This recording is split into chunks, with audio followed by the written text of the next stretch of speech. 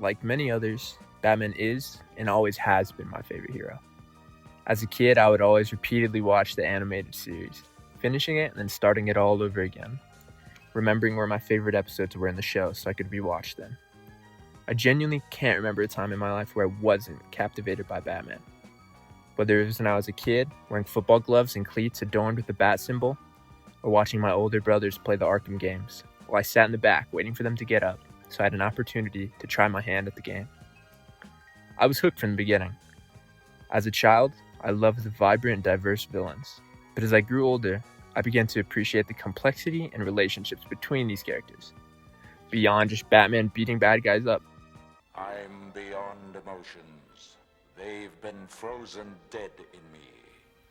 With that in mind, many fans similar to myself are curious about how the new Batman Caped Crusader measures up to its legendary predecessors.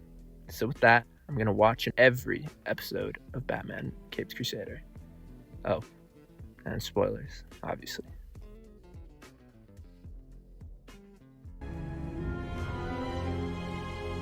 The first episode begins with Penguin's henchmen unloading trucks into a warehouse.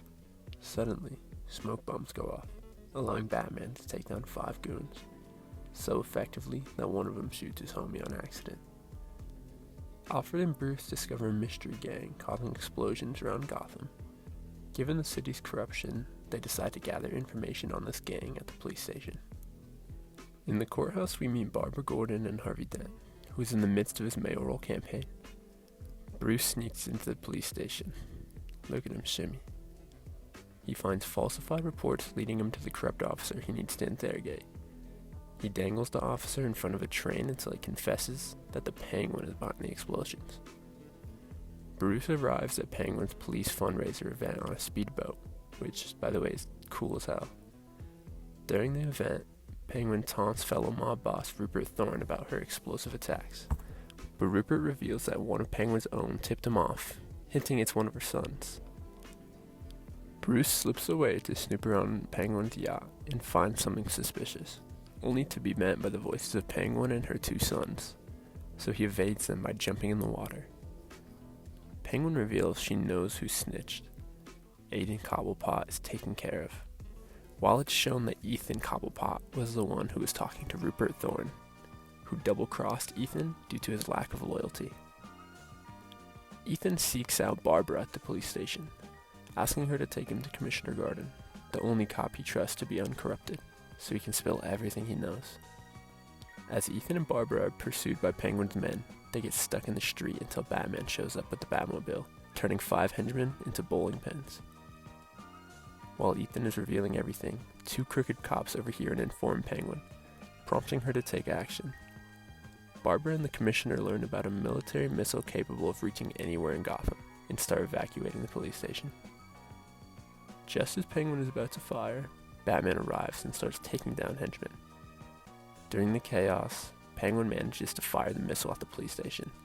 With the Coast Guard arriving in the midst of the fight, there's no longer any doubt. The Batman is real. The episode begins with Bruce Wayne in an interrogation room, questioned about the disappearance of Yvonne Francis, a famous Gotham actress. Bruce attempts to bribe his way out, but Lucius Fox arrives and secures his release. On the drive home, Bruce explains to Alfred that Detective Montoya could be an asset due to her incorruptibility, honesty, and intelligence. Meanwhile, Detective Montoya informs Commissioner Gordon that she believes Bruce is innocent.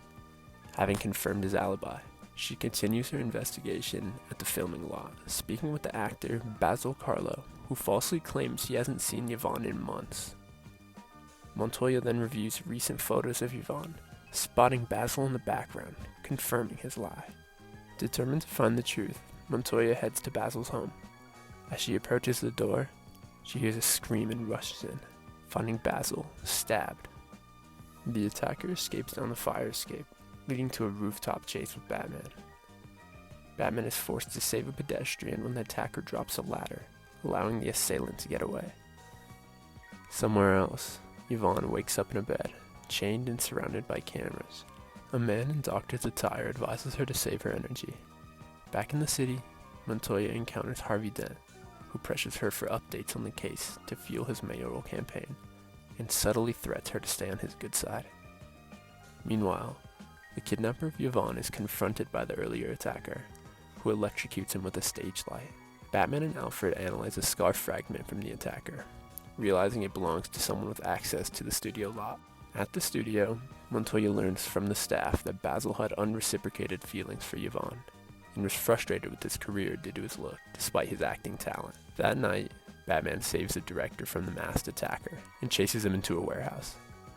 The attacker escapes after dropping a set on Batman, who discovers 2 dead bodies beneath the floorboards, one of whom Montoya had interviewed earlier. Batman visits the morgue to find Basil's body, only to discover it's a clay duplicate. Montoya questions the doctor who administered Basil's experimental treatment. The doctor attacks her, and when she strikes back, her hand sinks into his face, revealing it's made of clay. She is then knocked out with a lead pipe. Montoya wakes up to the masked attacker, now unmasked, revealing a disfigured, clay-like face. It's Basil. The experimental surgery allowed him to change his appearance at will. He reveals Montoya and Yvonne are in the same room. Batman crashes through the skylight and throws a batarang to free Montoya, allowing her to release Yvonne. Batman battles Basil, overpowering him easily after Basil loses his weapon. Montoya points a gun at Batman, threatening to shoot. The arrival of other cops at the scene provides Batman the opportunity to escape through the skylight. The episode opens at the Gotham Museum, where people admire various jewelry displays. A photographer named O'Brien snaps a picture of 2 patrons and pitches his prices. Bruce Wayne is seen observing a section titled The Wayne Collection, featuring the jewelry his parents wore when they were murdered. A young woman, Miss Kyle, approaches and compliments the pearls. Bruce and Miss Kyle exchange banter, with Bruce hinting that things tend to go missing around her. They agree to meet again. A journalist questions Martha Wayne's decision to wear expensive pearls in a rough part of Gotham, provoking Bruce to punch him. The photographer captures the moment. The scene shifts to a close-up of the photograph in the newspaper, then pans out to reveal Bruce in a therapist's office. This therapy is mandatory due to the felony charge from the punch. The therapist asks if Bruce often resorts to violence. He lies, saying it was an isolated incident because of the comment made about his mother, saying any man would do it. She presses about his childhood, but he claims he doesn't dwell on his parents' death, which is obviously untrue. Bad guy. A flashback shows young Bruce on the night of the murders, telling a detective he saw nothing due to the darkness. The scene shifts to Selina Kyle, being woken by her maid amid a swarm of cats. The maid mentions the piling bills, and Selina assures her they will be paid soon, as well as her paycheck. Selina inquires about a sewing machine, revealing the Catwoman suit, followed by a series of robberies reported in the newspapers. During one of these robberies, Catwoman is surrounded by police officers, but escapes, only to be pursued by 2 cops into an alley where she vanishes and encounters no other than Batman. After teasing him, she attempts to flee, but Batman subdues her, handing her over to the police, who unmask her as Selina Kyle. In another flashback, Alfred tries to cheer young Bruce up on the drive home after the murders. Bruce is pulled back to the present in the therapist's office. The therapist suggests he is repressing his childhood trauma through his successful image, calling it a cliché. Bruce responds with a snobby remark about his social life, dismissing her suggestion. She further suggests that his playboy identity and party lifestyle are just him going through the motions, being the person everyone expects a playboy millionaire to be. The scene cuts to Selina Kyle in court, claiming innocence and that Batman was the real intruder and she was just in the wrong place at the wrong time. Prosecutor Harvey Dent agrees, stating there is no evidence against Selina, and grants her another chance. After the case is dismissed, Barbara criticizes Harvey for letting the elite and rich go unpunished, while targeting her regular clients for jail time, hinting Selina is a campaign donor. As Bruce trains, a news broadcast explains how unemployment and violent crime are spreading rapidly throughout the city, claiming that the GCPD is stretched too thin. Bruce learns that Selina was released. Later that night, Selina steals from an apartment safe and takes a cat as well. That's kind of fucked up. Imagine taking someone's cat. While inspecting her loot, Batman surprises her, leading her to a rooftop chase. Selina falls, and Batman catches her. As he lowers them to the ground, they share a kiss. Once on the ground, Selina uses the electrified brass knuckles to hit Batman, allowing her to escape. The pursuing cops check her apartment, finding it empty and discovering she hit 4 safes the night before. Bruce asks the museum to close the fine jewelry area containing his parents' possessions 3 weeks early, forcing Catwoman to heist soon. During Bruce's last court-ordered therapy session, the therapist admits they have made no progress. She offers to continue sessions, but Bruce declines. A flashback reveals Bruce saw his parents shoot her, but told no one. He cries in bed at night, muffled by the rain and thunder, and shows up in Alfred's doorway, talking about he'll get revenge on all of them, which is kind of creepy. I'd be pretty freaked out. Batman recruits the photographer O'Brien, who took the photo of him punching the journalist, to ensure proof that it's Catwoman, not Batman, stealing the jewels. A police call is made for all officers to report to the Gotham Museum, where Catwoman is breaking into the Wayne collection to steal Martha's pearls. She releases a puma on Batman, temporarily escaping, but Batman subdues the puma with neutralizing smoke. Catwoman is pursued by the 2 original cops, who injure her with a gunshot to the leg. As they prepare to shoot her again and finish her off, Batman intervenes, taking on the 2 cops. After defeating them, he tourniquets Catwoman's wound and handcuffs her to a table in the museum, ensuring her arrest with the photographic evidence. The episode opens with several public interviews about their opinions on Batman. Most agree he's a criminal who needs to be stopped. The mayor announces that an investigation will be launched, with Detective Montoya in charge of bringing Batman in. At a police briefing, a new department dedicated to capturing Batman is introduced. Detective Montoya outlines a plan to lure Batman by staging crimes. We see pairs of police officers pretending to mug or assault each other, hoping to draw Batman out from the rooftops. Bruce Wayne observes and immediately recognizes their ploy. The following night, the police attempt a similar tactic, this time with a staged car chase. Surprisingly, it momentarily works. They set up a roadblock, but Batman uses the Batmobile's thrusters to force the armored trucks out of the way, and quickly lose his pursuers. Photographer O'Brien captures this failure and publishes it, giving Harvey Dent a boost in his mayoral campaign. The mayor calls Commissioner Gordon, scolding him for the negative press. Gordon assures him that the capturing Batman is their top priority. While refilling his coffee, Gordon encounters Batman examining the bulletin board about himself. This leads to a chase to the rooftop of GCPD, where Batman easily escapes. Realizing Batman is too smart for their tactics, Gordon and Montoya consult Dr. Kunzel, the previously mentioned therapist. She suggests that they need a high-profile criminal to attract Batman. They find a suitable candidate in holding, Firebug, and retrieve his belongings and suit. Despite Barbara Gordon's warning about Firebug's danger, Officer Flass and Bullock take him without authorization. Flass and Bullock antagonize Firebug during the drive, hinting at the broken trunk lock, containing his tools and suit. They create an opportunity for him to escape, then sabotage their own car to cover it up. Firebug slips away, refuels his fuel tank in a basement, and begins burning a building from the inside out. Batman sees the fire from the rooftop and takes the bait. Flass and Bullock enter the building with a squad full of armored officers. Batman navigates to the flame, dodging police gunfire and Firebug's attacks, while rescuing bystanders. Detective Montoya and Gordon enter the building as Batman searches for Firebug on the top floor. Flass and Bullock find Firebug, out of fuel and surrendering. To silence him about their involvement, they shoot and kill him. O'Brien captures a photo of Bullock standing in front of the window from which Firebug was shot. Inside the building, Gordon holds Batman at gunpoint, but relents upon seeing Batman carry 2 kids out of the flames. Instructing Gordon to take the last child, Gordon helps Batman and the kids navigate to the laundry room to avoid the other officers' gunfire. Commissioner Gordon lies to O'Brien about not seeing Batman inside the building. The next day's paper highlights the incident, leading to the mayor putting Flass and Bullock in charge of the GCPD, demoting Gordon.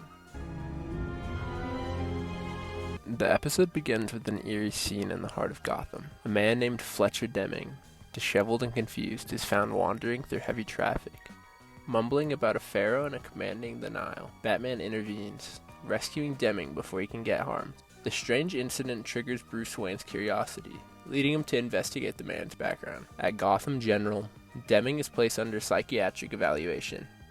Barbara Gordon, who has transitioned into her role as a public defender, suggests that Dr. Harleen Quinzel, a well-regarded psychiatrist, examine Deming.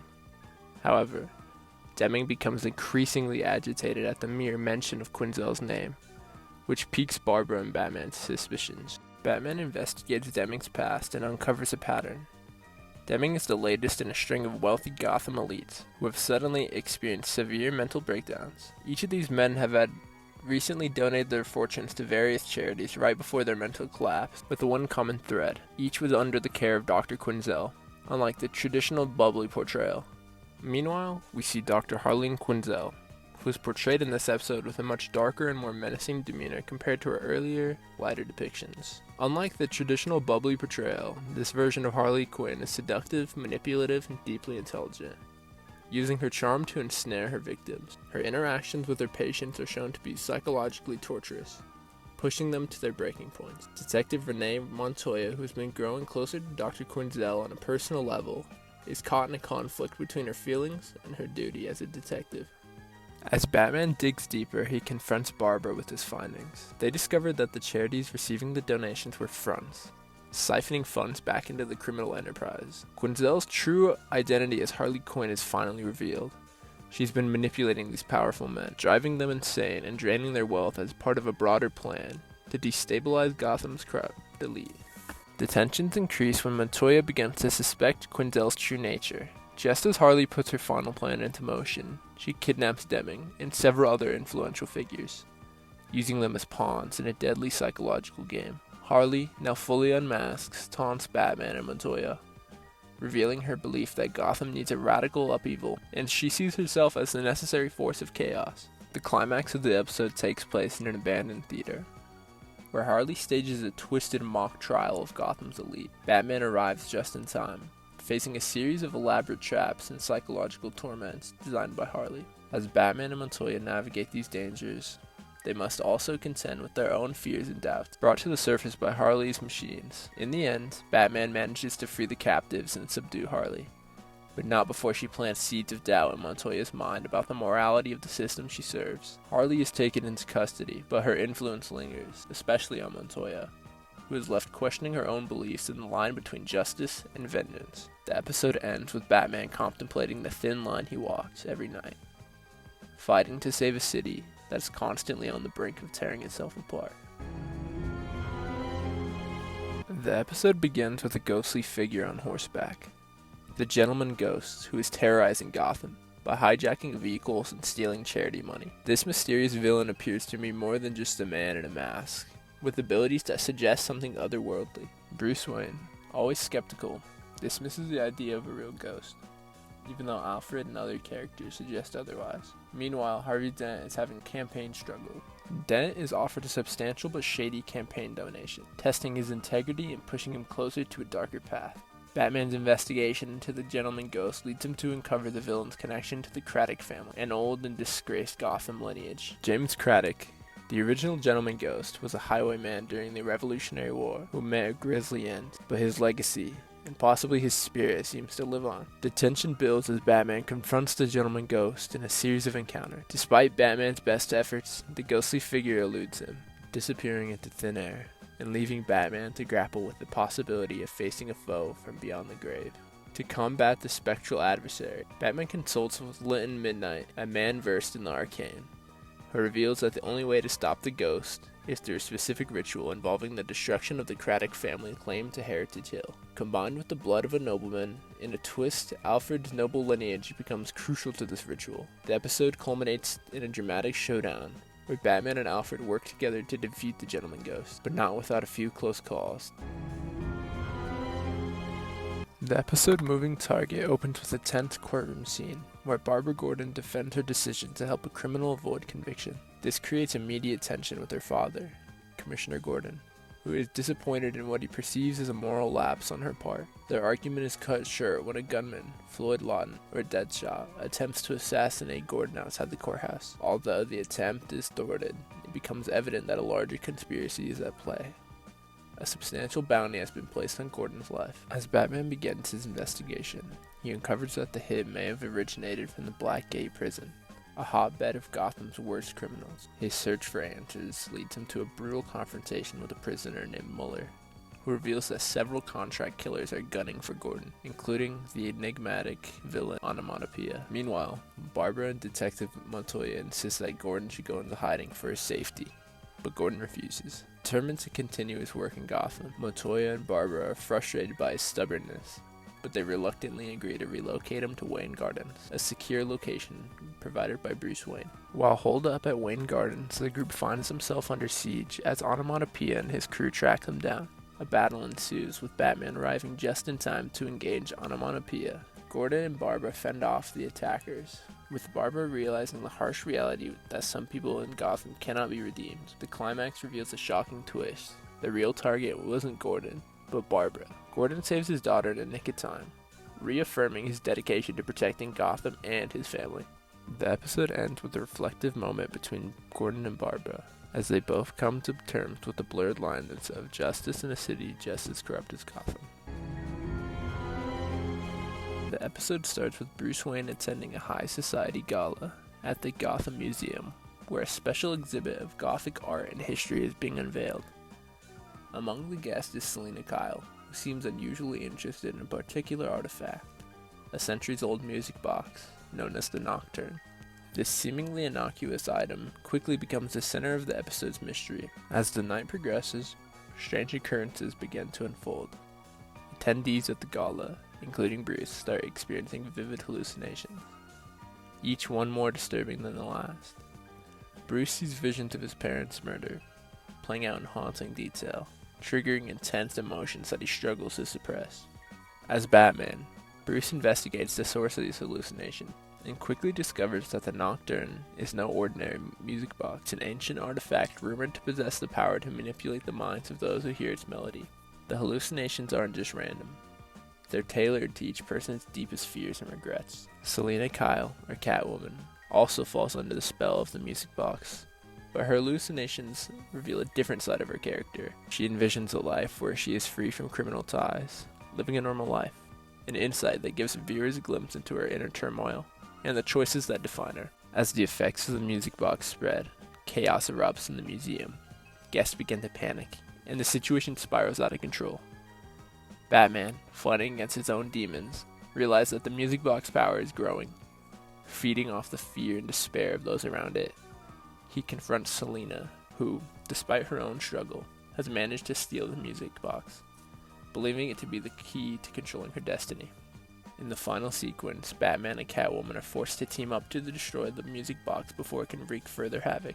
This alliance is tested as they face off against the manifestations of their own fears. Ultimately, Batman overcomes his hallucinations by focusing on his mission to protect Gotham, while Selina's struggles leads her to a pivotal decision about her future.